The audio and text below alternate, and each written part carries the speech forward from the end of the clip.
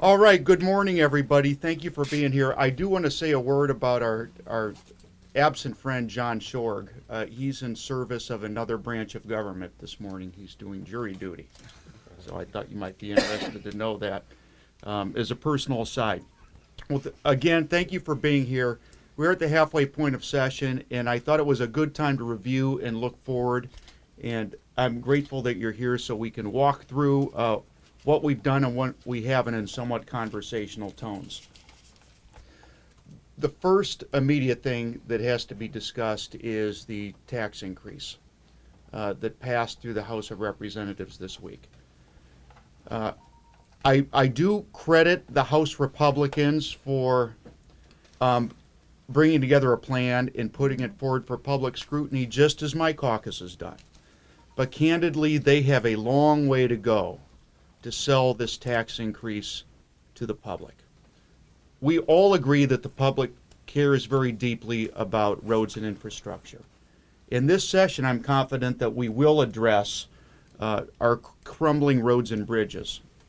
People are not as convinced that a tax increase on consumers and workers is the right way to go. There's two different reasons for that. One, the general perception, and it would be an accurate one, is that the state is already sitting on a pile of money they've already taken from the people. And what many of us hear from our constituents, from voters, is that first use the money you've already taken from us in order to address this problem. Then we can start to talk about who bears burdens in the future. The second thing, and that's why I wanted to put this chart up in here today, we have already in this state, under Republican leadership, reduced revenue, cut taxes for people who already have the ability to help themselves. These are billions of dollars that could have been put towards roads. Let's not forget, the inheritance tax was eliminated. Let's not forget that Governor Pence demanded an income tax reduction, and that was passed. But most of that income tax cut goes towards higher income earners. Corporate income taxes were cut. So that leaves us with a situation where folks are asking, why are you increasing taxes on consumers when you just cut taxes for corporations? That is an important point, and one that frankly hasn't been overcome yet. And that's why my caucus voted against these tax increases, is they supported it, because that case hasn't been made. Also, and I think maybe some of the more senior reporters can relate to this, I have voted for a motor fuel tax increase in the past. I will note that the last time we did it, Speaker Bosma voted no. Well, I voted yes. There are too many members out there who don't understand that raising taxes is a big deal. They haven't been around long enough. And they don't understand that that is something that the public looks at very carefully and takes very seriously. And that's my advice to them. At this juncture, raising taxes anytime you do it is a big deal. It's not a perfunctory vote. It means a lot for the future, and it means the public is going to be vocal about it, one way or the other. But they do have an opportunity here to make their case. They're swimming upstream a little bit because I'm fairly confident they haven't made that case with their colleagues in the Indiana Senate, and Governor Pence already said in his State of the State that they haven't made the case with him. So they have a lot of work to do. But again, as I've said before, I'm grateful that everyone's put forward a plan and offered it up for criticism. That actually is a positive thing about our institution, and that does deserve a little bit of appreciation. Now, where there isn't as much appreciation to be extended is in the area of civil rights. Everybody, we know that that was the tabletop conversation going into this session. And we saw a bill that didn't even get the courtesy of a vote across the hall here. And sadly, as I predicted at the opening stages of session, my view is that there is going to be a lot of commotion and not very much action. They wanted to look like they were trying to do something and then sort of meekly throw up their hands and say, oh, look, you see, you can't make anybody happy. We're going to stop working on it. That is the wrong approach. The businesses and the people of Indiana have demanded action with regard to civil rights, with regard to the image that the rest of the nation and the rest of the world has of Indiana, and with regard to the perception that we're not a place that's open to doing business with everybody and open to attracting America's and the world's top talent. This issue is not over. Just because they decide not to bring a bill down on a calendar in one house doesn't mean that we stop talking about it.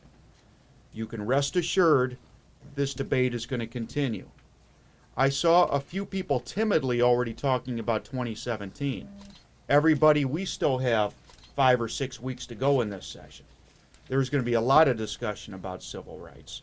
There is going to be a talk over here in the House of Representatives, even if the leaders of this chamber are uncomfortable with the discussion.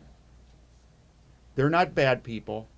I am sorry they're uncomfortable, but this discussion has to happen. There are going to be many devices available that will make that the case.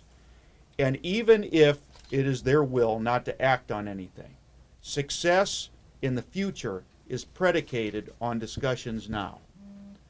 And by the way, we don't know what might change between now and the end. One thing that we've all learned is that, particularly those who have been around this institution for a while, a lot can happen between now and the end. A lot can happen even the last couple weeks. This is not an instance of them getting off the hook. You can't just take a piece of paper and throw it aside and then the public decides that they're not interested in it anymore. Finally, I want to talk a little bit about education. In this case, I sort of feel like the conservative here, and maybe I am the conservative. My view has been do what is basically necessary to avoid the worst implications for our public schools this year.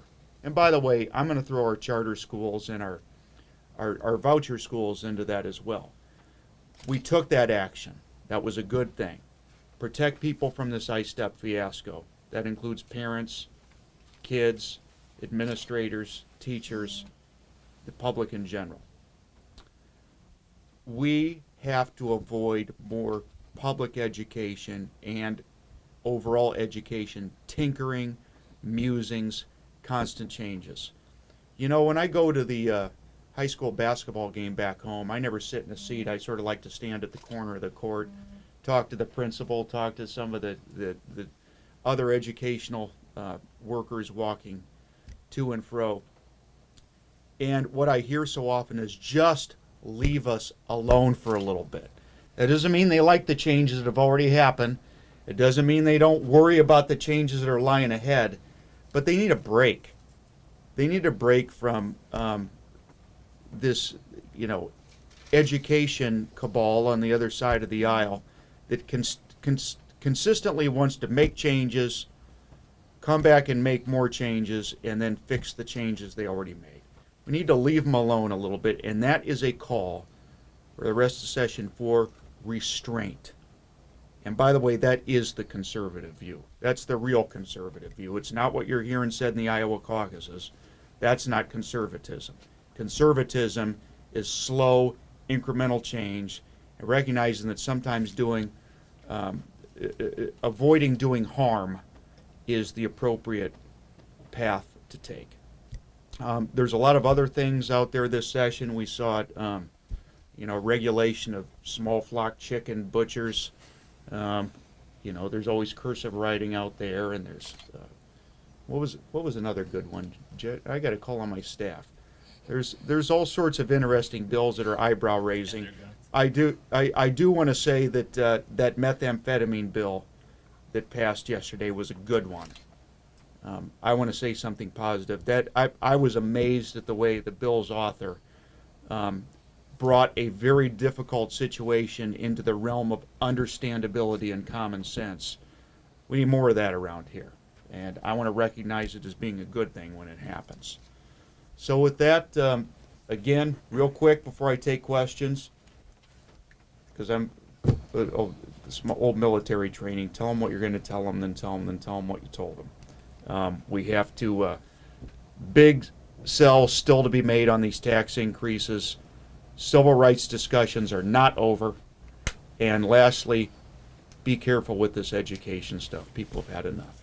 I'll be happy to take any questions. So the House Speaker says that there is no legislation out there where a civil rights amendment would be germane. So what is the device you use? That's the problem. And by the way, that is up to him with respect to what happens on that floor. But we have committees, we have members who do have rights to bring things forward, and we do have rights to have discussions in that House chamber. That cannot be obliterated. So my friend Speaker Bosma can decide he doesn't want to have a vote on the matter, but I have to tell you what, if he takes that tact, he's not shutting down the discussion. He's not shutting that down, and he's probably making things more difficult in the future. We know it's a difficult situation. My appeal to him is let the discussion happen. If people don't want it to happen, they should say so and say why. If they do want it to happen, they should have that opportunity. The people that do want full civil rights protections, and by the way, that means, as we've talked about before, 4 words and a comma, they have their voices. And by the way, he doesn't necessarily know that there's been 150 some bills come over the Senate. I'm not confident that he's parsed through every single one of them yet in order to determine what may be germane and what may not be germane. And, I concede the fact that this is a difficult issue for him. He has a hard time managing that brood that caucuses up there in Ways and Means. But the talk is going to continue. It's going to happen in here. It's going to happen out on the floor. And it's going to happen out there in the public. Saying you're not going to deal with it doesn't make it go away. Are there specific bill numbers where you're hoping to file an amendment to?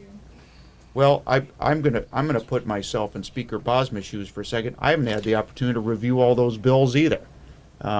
We don't look at Senate bills yet, but I have to say there's routinely subject matters and there's routinely ways for which you can bring an option forward using a different device within the Indiana Code.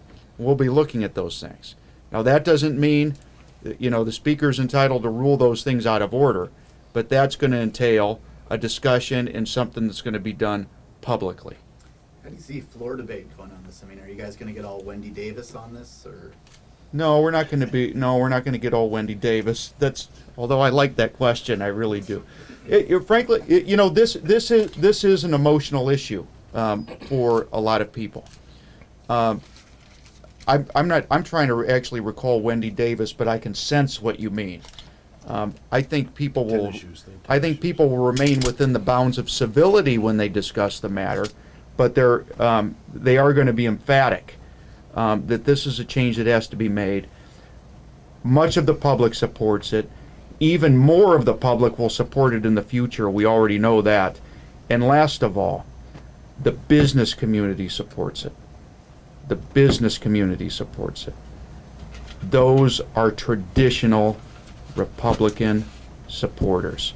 They cannot ignore them. They might be able to ignore some person on the north side of Indianapolis that doesn't that feels very strongly about it and isn't able to do much more than put up a yard sign.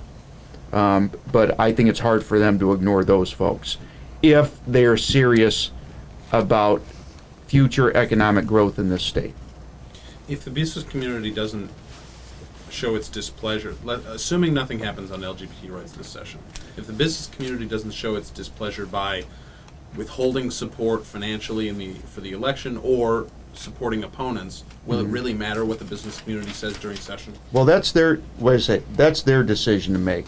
But the business community includes a lot more people than just the ones that write big checks.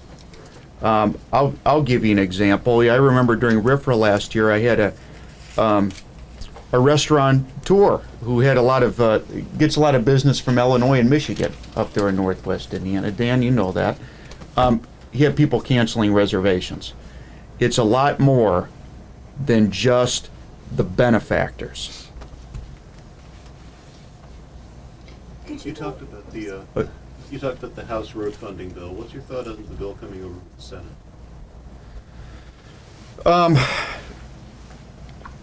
Look, every caucus presented ideas, and everyone had, all of them have some merits to them.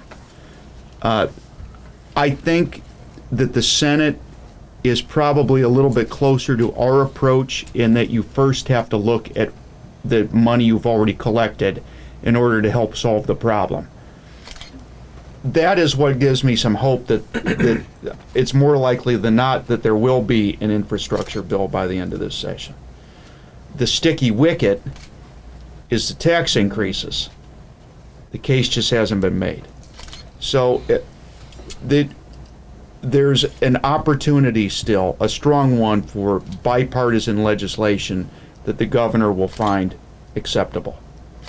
So I'm not, even though I'm critical of the House Republican plan right now because it has the tax hikes for which the case hasn't been made, I'm not going to be overly critical of anyone making a good faith effort to try to fix the problem, because we do have to fix the problem. We have to govern this state, and I think everyone recognizes we need a circulatory system that is unclogged for us to experience future prosperity. So there's something to work with here. There's something to work with here.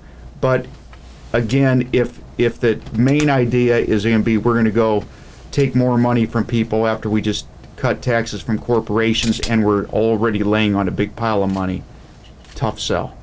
Tough sell. Even for a big problem when there's other options available. The Senate solutions, even your solution, are really more about kind of short-term answers. Should Hoosiers be satisfied with that? Okay, that I am going to take an exception. Ours is not a short-term answer. Ours actually is a permanent answer. Okay, because you move over every last cent that is paid at that gas pump. But paying for it is a short-term solution. You can't pay for No, it. that's see, I'm not that I will not. I Brandon, respectfully, that's giving into a line of argument that I don't accept. Because we do have reserve funds available. We continually hear, well, you won't be able to have it for this or have it for that. Well, it's not being used for anything right now. It's there. it's there in the surplus statement. The other thing, and this is an institutional dilemma, is that you're not able to calculate the future economic growth that comes along from the investment in the fixed asset that in turn yields more revenue. Okay, so that's a bit of a calculation issue. And then the last thing, we see all these cuts that have not yet taken effect. Okay, I haven't, that's on them. That's on them. They can address that problem without taking a dime out of anybody's pocket. These are the numbers right here through 2024. These numbers would pay for some pretty nice roads. When you say different devices when it comes to the LGBT rights issue, could you go more in depth about how you guys will try to keep the issue alive? I mean, what is your strategy really behind that? Chelsea, respectfully, I'm not going to tell you that right now. Okay, I'm sure you can understand that. Because for every strategy, I don't mean to be too gamesman-like, but in this legislative process, for every strategy, there's a counter strategy. You pointed out that you voted for a gas tax increase a while back with current. I did. It was an extraordinarily difficult vote. Why was it the right vote then and not the right vote now? Well, there were circumstances then. I mean, by the way, in that instance, and by the way, I guess we're going back, Dave, 14 years. 14 years. There was a budget difficulty because we were right after 9/11, which had affected the economy and blown a hole in the budget. So the circumstances were entirely different. And by the way, that was not that did not receive strong support from the other side of the aisle. There were a few. I'll have to pull up the old roll call, but there were a few, and some of them are still around, but a lot of them aren't still around. Is daily fantasy sports gambling? Thanks, Jeff. Well, actually, I've got it. That's a serious question. Merits a serious answer. I think it is possible to get enough knowledge to have a certain advantage in that activity. But there is a statistical answer to that that I don't yet know. The same line of reasoning could be applied to horse racing. Some people believe they can pick a winner by studying the horses all the time. I don't know whether that's true or not, and I don't know if anyone's ever proved that it's true. I don't know if you can prove that it is. But whether something is a game of chance or not all depends on the amount of information that you're able to acquire and then implement. That is a complex psychological thing. Dice, we know that's a game of chance. You can't possibly predict which side of the die is going to come up. Is something probably in order? Yes. Should we be careful about it? Yeah, probably, because I'm not sure we yet understand all the implications. I will add one more thing. This is a big deal to a few people who are really engaged in it. Mr. Rasmussen, who lives across the street from me, has no idea what fantasy football is. So we'll wait and see. I feel a little bit like that one, like I felt about the methamphetamine bill. It's really where the facts lead you and what seems to make sense. Do you want your staffers to be carrying guns?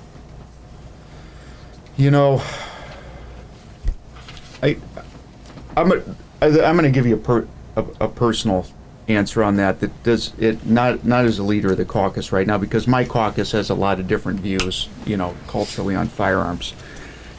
That ought to give anybody some hesitation. And I have to say, as an individual lawmaker, I've always been, I've leaned on the side of legal gun ownership.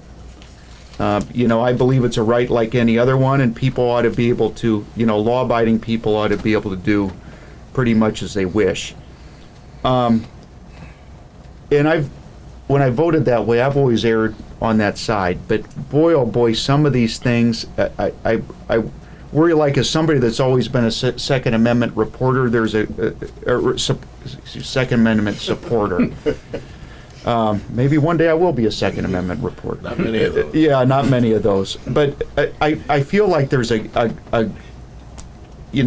was always about not having new gun laws and enforcing the ones that we have and sort of leaving things as they are. But there's a group of folks that are just kind of running away from me. I haven't moved. They're running away from me. And that concerns me a little bit. I think there ought to be some real... I hope our friends really think that one through all the way. Okay, thank you, everybody. I appreciate you being here today.